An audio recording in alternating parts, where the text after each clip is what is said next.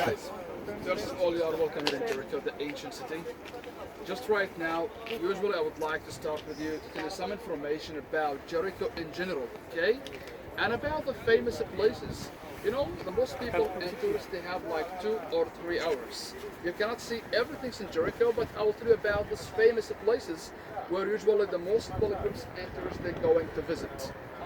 We know first, Jericho is the oldest known city inhabited continuously in all the world. Jericho here, the city, 10,500 years old. This is the ancient Jericho, 10,500 years old. We have three Jericho, actually not one. We have the old city here, and we have the New Testament Jericho. If you look at the mountains, all the lands just against the mountains there one day was a gift from Mark Antony to Cleopatra, the Queen of Egypt. And King Herod was also built three palaces there. We call it the winter palaces for the King Herod. Number three is the modern Jericho down here. It is the new city or the Byzantine center. We have the new Jericho where it is the people live. Ancient, New Testament, and the new Jericho. Jericho, 250 meters below sea level. Okay? Like 850 feet below sea level.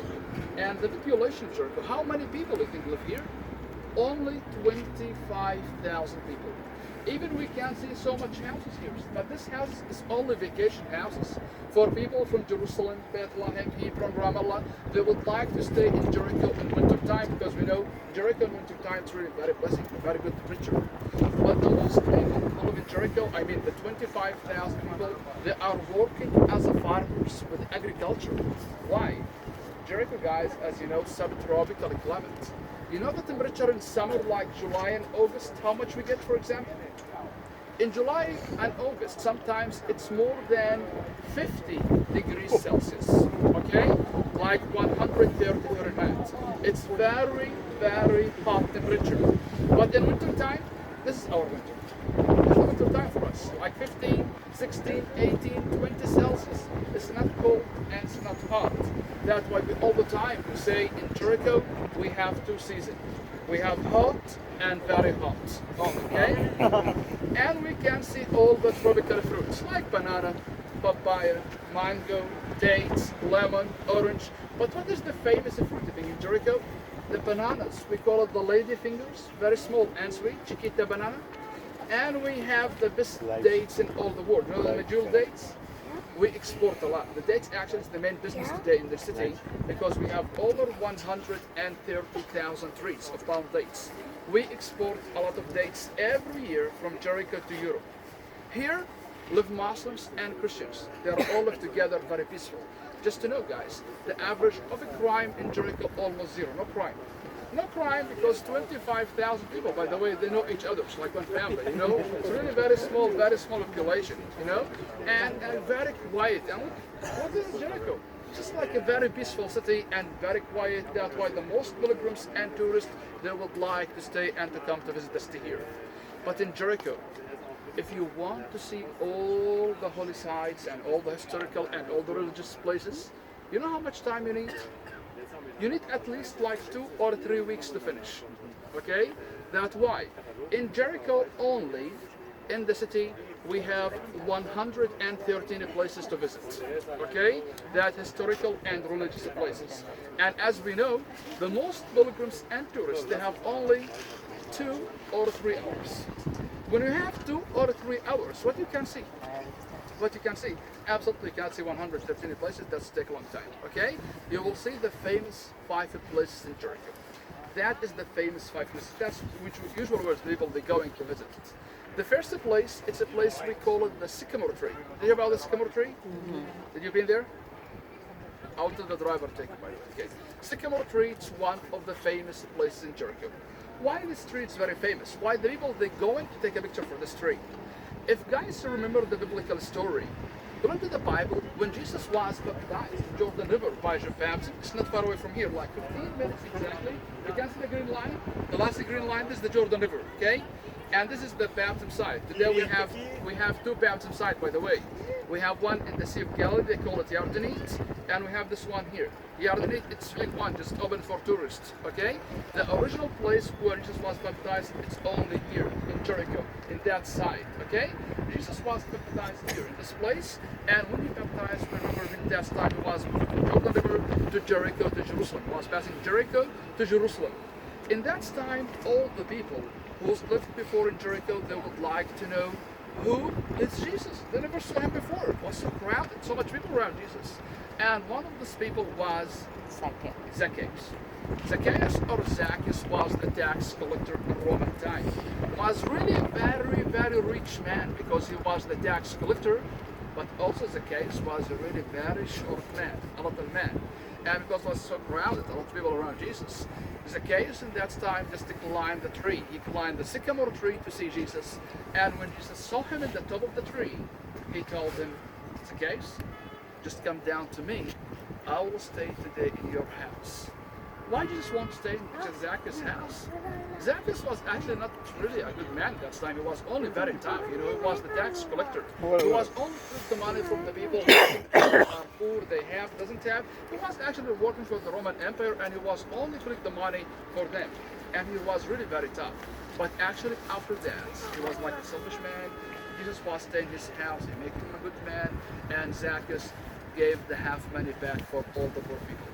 Today in the center we can see the tree, and so much people and pilgrims, they going there to take a picture for this tree. And in the way back, guys, I'll tell the driver to stop for you if you want to take a picture for this tree. I feel like it's a really very nice tree. But just to know, the sycamore tree is the same family of the figs. You know the fig tree? The fig tree cannot survive for 2,000 years old. That's the tree in the center. You're going to see it. This should be the granddaughter of the original one. But the same location and the same spot, okay? It's almost like 500 years old. This number one. Number two, it's a place we call it Elijah Spring, and we are going from here. When we're going to finish the tell, I'll tell you the story behind the spring. Number three, it's a place we call it the Mount of Temptation. Look back to this mountain, okay? This mountain is really very famous, okay? And we call it the Mount of Temptation, and really so much people will be going up here to this mountain. But why? Why the people they would like to go to this mountain? Why we call it the Mount of Temptation? Guys, did you hear about the temptations before? Jesus was actually tempted 3 times. 3 temptations, okay, in Jericho. And the first temptation and third temptation was here in this mountain, in the city of Jericho, and the second temptation was in Jerusalem, okay?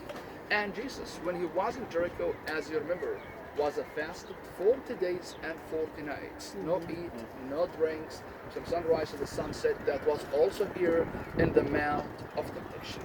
The first temptation, if you remember, when the devil was asking to change the stone to bread to eat, because he was so hungry. When he told him, we not only live with the bread, we can live from all the words come from the gods. Second temptation was in Jerusalem when he asked him to jump from the Temple Mount, and the angels will protect him, they will save him, because he was Jesus. And he told him, I don't make any test with God, I will not jump anywhere.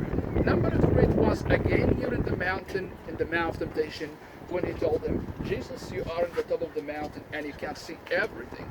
Worship me, I will be your Lord, and I will give you all the land you see. He told him, it's all the land belong to the God. 3 temptations make this mountain very holy site and very holy place.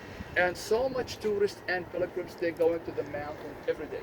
But what is the famous spot? What is the famous spot in the mountain? If you look back, you can see the Greek Orthodox monastery. See this building? To the left. You see it? Yeah. This monastery was built exactly 1892. 1892, which is 19th century, okay? In that time, the Greek Orthodox, they built up there 25 rooms. You can see the rooms. And in the middle, you can see like 2 white domes together. See the 2 white domes together? That is the small church. And they put stone like a symbol to show the pilgrims and tourists how Jesus was being up there in the mountain, and he was fasted 40 days and 40 nights. The name of this place, we call it today Carantal. Carantal, what does mean Carantal? Quarantena. Quarantena, that's mean 40, where Jesus was fasted 40 days and 40 nights. Today, just only 2 monks live in the monastery up there. One of them is 90 years old. Really, I'm not kidding. Okay, he's living up there like 37 years ago. Okay, and actually, so much people they go to the mountain. Some of them they climb all the mountain by foot, and some of them they take the cable car. But in summertime, and it's much faster to take the cable car. Because in summertime really very hot. The last summer, 2 pilgrims died from the heat. They was over 80 years old and they want to climb all this mountain by foot. It was actually very hard for them. It's very steep. By cable car, it's take only 7 minutes. Okay, it's much easier. To the left here, we can see many holes. This is natural caves. One of these caves actually, it's almost 100 meters deep inside. They use it before like a natural cistern to collect all the water inside it. And guys, please look to the very top, to the high position, to the over there, to the very top of the mountain. You see the wall to the right? This wall, what do you think that was? That was a castle. Okay? That castle was built by whom? Who's the busy man? King Herod. King Herod was actually built 3 castles around Jericho. This is up, we call it Doka. The other one is Cyprus in the New Testament, Jericho. And I think most of you hear about Masada, is the Dead Sea. Masada, Doka, Cyprus, and Masada. 3 of them was built by King Herod. But why? He was built exactly this one in the mountain station at the top. To see everything, From the top of this mountain, it's so clear. You can see all the Jordanian side. You can see all the people who's coming up from the mountains to the Jericho. He can control all the Jordan Valley from the top of this mountain. Okay? This number 3. Number 4, look to the corner. You can see like a big grid roof. See the big grid roof in the corner? Okay. This is also one of the famous places in Jericho, and this place we call it Hisham's Palace. Hisham's Palace, this palace was built actually in Islamic time in Umayyad Empire. I don't think so, guys. The Umayyad Empire. Most of you know the Ottomans. The Ottomans? The Turkish, okay? The last emperor in Islam was the Ottomans. Before them, we have the Abbasid Empire that was in Iraq. And before the Abbasid Empire, we have the Umayyad Empire was in Syria. Why I am telling you that right now? Just to know, because the oldest city in all the world is Jericho, and the oldest country in all the world is Iraq, Babylonia, and the oldest capital in all the world is Damascus in Syria. Okay? Damascus later was the capital for the Umayyad Empire. In that time, the king was decided to build his palace in Jericho in the desert. Winter time, very good temperature. He wanted to build big palace for him. The palace, 60 acres. It's very huge, very big palace, But we know they spent 7 years to build the palace. But guys, just Jericho was destroyed many times by the earthquakes, okay? One of these earthquakes was 749. 749, all Jericho destroyed, nothing left. And the palace was also at that time collapsed and destroyed. Today, what we have in the Hisham's Palace? Why they will be going to visit Hisham's Palace? In Hisham's Palace, we have the largest mosaic in the Middle East and in the ancient world, which is 9 million stones. Okay? It's very large and very big. And I think some of you hear about the Tree of Life. The Tree of Life is very famous mosaics in all the world. That original one, it's inside Hisham's Palace as well. Called bath, fountains, gates, walls, mosque, a lot of things in the palace. But in this time of the year, not really much we can see in the palace because we have a new project from Japan. They want to protect the mosaics and they want to cover the palace. They need like 6 months more to open the mosaic again for the tourists and pilgrims. Now we tell you about the old Jericho. This is number 5. Number 5 is the old city, guys. I know I speak too much, but I have to tell you about it. Okay? Guys, this city is really very famous. And a lot of tourists and pilgrims, they come here to see the old Jericho. Why?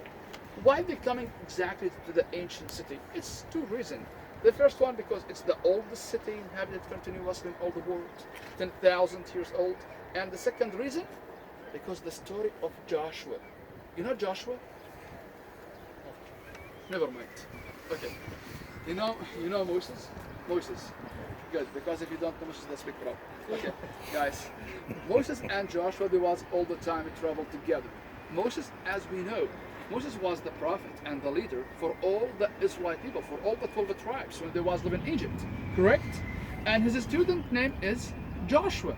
Joshua was all the time travel with him, and Moses was teaching all the time. Belong to the Old Testament story, what Jericho was. Jericho was the promised land. Jericho was the promised land for all the Israelite people in Moses' time. The God was gave this land for the Israelite people in Moses' time. You know, if you read that chapter before in the Old Testament, when the God told Moses, Moses, you're going to bring all of your people from Egypt. When you grow, actually, when you cross the Red Sea, and to bring all of them to the desert, and from the desert you will continue all to the promised land to take the city of milk and honey, to live in Jericho. And that's, you know, Jericho at that time really very, very nice city, springs, water, green, everything's, you know. And we remember as well that was the story. Moses was do that. He was cross the Red Sea and bring all his people to the desert. And from that time, you know, he want only to continue to the promised land to live here in the city of milk and honey. But what was happened when Moses was cross the Red Sea and bring all his people to the desert? We know in that time Moses told his people, just you have to wait me here in the desert for a few days. I'm going to pray and to bring all the commandments for you. After that, we'll continue all together to the promised land. Just wait me a few days. I'm going to pray and speak to the God. I'll bring all the commandments and we continue to the promised land. That was really happened. And they will start to you know, just to wait Moses. But when Moses left his people in the desert, what was happened as well? The Israelite people in that time start to worship another God. It's the golden cow, you know? And exactly, and that was really very big mistake, you know? When Moses left them for a few days, they start to worship another God, and that's, you know, that's unbelievable. You know, the God was punished all of them in that time. Was not allowed for anyone of the Israelite people and Moses by himself to enter the promised land for 40 years. There was a stay all of them outside of Jericho for 40 years. The God told Moses, you came from Egypt with the Red Sea, you left your people in the desert, but your people, they are not so ready yet to take the promised land. Because when you left them for a few days in the desert, they start to worship other gods except me. That's mean you will stay, you and your people, outside of the promised land for 40 years. But let us think, why is 40 years? Because every 40 years, guys, we have a new generation. We have a new blood. The God wants to bring the new children, actually, here to the promised land. People have faith, you know, to come here and to take the promised land. But in that time, that was really like a shock for Moses. It was so sad, you know. He was spent years in Egypt with his people, and he came from Egypt's side. There was slaves and something like this, and they won't bring him here to the promised land. And right now we have to wait 40 years outside of the promised land. It was like a shock for him. He just that time returned back to the desert. When he saw his people, he was dropped the commandments in the floor and told them, all of you will stay 40 years outside now of the promised land. That's so sad, you know? And he started just to live in the desert. But he was every day thinking of the promised land. How he'll bring his people again here to Jericho, and the 40 years was not finished yet. He wanted to come here to live. What you can do for anyone, not for even for Moses. You can stay 40 years in the desert. What you can do in the desert, you know? It's really long time, you know? And Moses was every day thinking of the promised land. That's why after a few years in the desert, Moses decided to come back again here to see Jericho. Even it's not allowed for him to enter.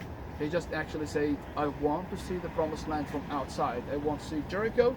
Even it's not allowed for him to enter, I want to see it from outside. At that time, Moses just came from the desert all the way down to the Jordan Valley and went to the top of this mountain. See this mountain? See this mountain? Okay, this mountain actually we call it Mount Nebo. Mount Nebo, this is in the Jordanian side. This mountain, we call it Mount Nebo. Moses came from the desert side, you know, here to the valley, and he went to the top of the mountains, and he saw all the promised land. He saw all Jericho. He saw the city of milk and honey. He was feel so blessed, you know, he saw Jericho. But we remember, guys, Moses was also died in the top of this mountain, and he was never been here. That was for his last time when he saw the promised land. He came from Egypt side to the desert, to the valley, went to the top, he saw the promised land, and he died. When Moses died, as you remember, his student Joshua became the next leader and the next prophet for the Israelite people. And in Joshua time, exactly the 40 years was finished and was allowed for them to take the promised land with no problem. But guys, we remember, in that time, Joshua just like become a new prophet, the new leader, and he doesn't really know a lot about the promised land. He doesn't know what exactly they have inside the city, because Moses was only told them before Jericho, very strong city, and the people who live in Jericho also very strong people. It's not easy to take the promised land. Guys, did we remember who's the people lived here before? What we call it? Canaanites. The Canaan or the Canaanites people. There was a farmers, hunters, there was worship the sun in that time, and there was actually built walls around the city. With the Canaanites people was a woman also lived inside Jericho in that time. Her name is Rahab. You know Rahab? Some people they call it Rachel or Raquel. Okay? Raquel or Rachel or Rahab was a woman lived inside the walls of Jericho, and her house was against to the walls of the city, just behind the walls of Jericho. And actually, Joshua in that time, before he bring all the Israel people here to take the promised land, he said, we need to know what the Canaanite people first they have inside the promised land. Who's the people? They're the population about. He want to know about everything. In that time, he sent two people from Benjamin tribe. Okay? Moses was from Benjamin tribe, by the way.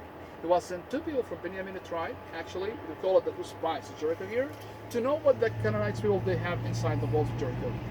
Who was accept these two people? Rahab.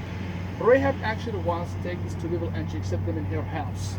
And she helped them to know everything about Jericho. Rahab, she told them about the walls, the gates, the watching towers, the houses, the palace, the population of Jericho, about everything. And she was know that those two people, they only came to know what the Canaanite people they have inside the walls of Jericho, and she helped them. And she told them about everything. And because the soldiers of the Canaanites, they was looking for them, like two foreign people, they walk inside Jericho, and all of the Canaanites, one tribe, and they know each others, That's the people that came from where? Rahab was hiding very careful, and as I told you in the beginning, her house was against the walls of Jericho. She helped them later to make a hole through her house to the walls of the city and to run outside to the desert to the Joshua place.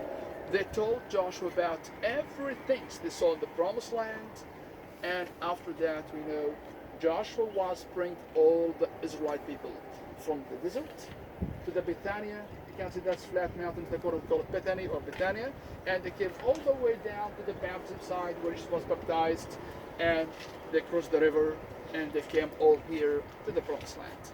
How the Israelite people took Jericho at that time, how they took the city.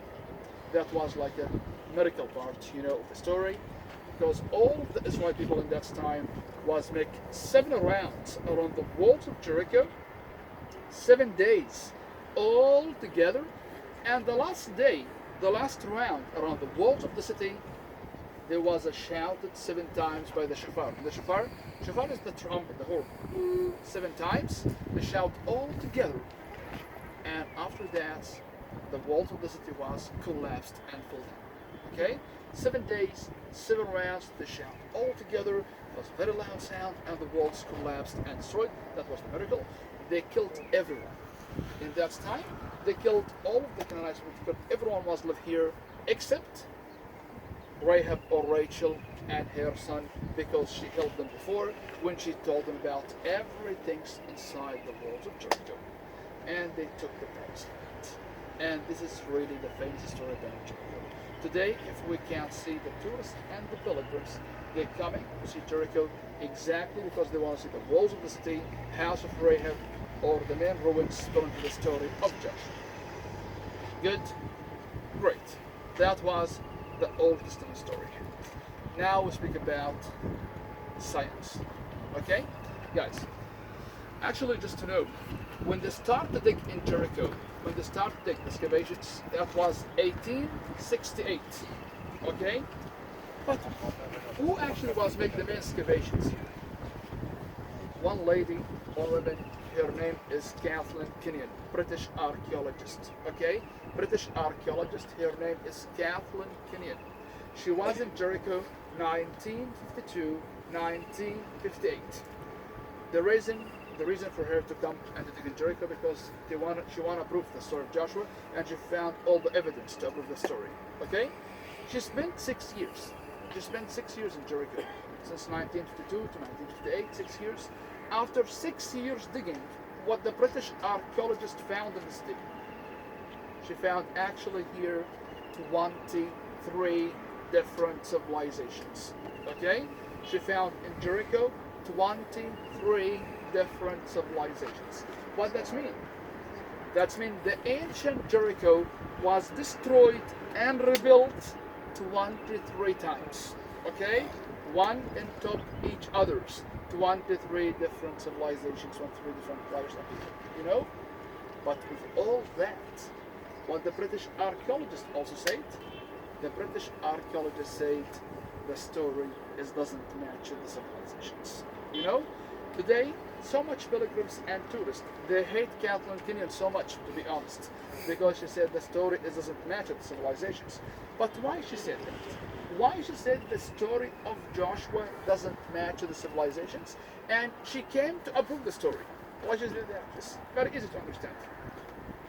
When you start to dig here, the first layer in the top, she found the Middle Bronze Age. Middle Bronze Age, that means 1600 BC. Okay? She was keep digging, many different layers, to the last one. The last layer she found in Jericho, she found the Stone Age. You know the Hunter's time? Pre-pottery Neolithic time? That was the Stone Age. And that's time 10,500 years old. Okay? From Middle Bronze to the Hunter's time to 23 different layers. Why the story doesn't match? Because belong to the timeline of the leaders and the prophets. Joshua was in the Iron Age. Joshua was in the Iron Age, and the Iron Age was 1200 BC. 1200 BC, that was exactly the time of Joshua. Okay? And the British archaeologists say the story doesn't match exactly for that reason. Because she said, came to approve the story, but the problem, all the 23 different civilizations she found in Jericho, it's much older and before the Iron Age, before 1200 BC. That's why since 1952 until now, we still have archaeologists, and they're still coming and digging, and all of them, they are looking for the first layer of Jericho, which is the Iron Age, 1200 BC. Okay? And maybe you saw them, there was still there here and still digging. This time, they're still digging. They're not finished yet, and they're still coming and digging here. Today, who's digging Jericho is the Italian from Rome University. They came the last year and also this year as well, and they're still coming and digging, and all of them, they are looking for the first layer. But anyway, in Jericho, we still have ruins from many thousand years ago before Christ, like the palace, the excavation of Kathleen Kenyon, the walls, the gates, the watching towers. I will show you all around before we leave to drink some water from Elijah's spring. That's about Jericho in general, okay? That's about the famous places. Usually the people, when they have 2 or 3 hours, they start with the sycamore tree, they're coming to drink some water from Elijah's spring. They came here to the ancient Jericho to see all the ruins. They went to the top of the mountains to see the monastery and the caves and the castle, and they go and see the mosaic to see the large mosaic 9 million stones, and you can make around the city. It's take like 3-4 hours from you. You will see almost the famous places. Guys, any question? I don't think so. Okay, guys, just right now we need to make around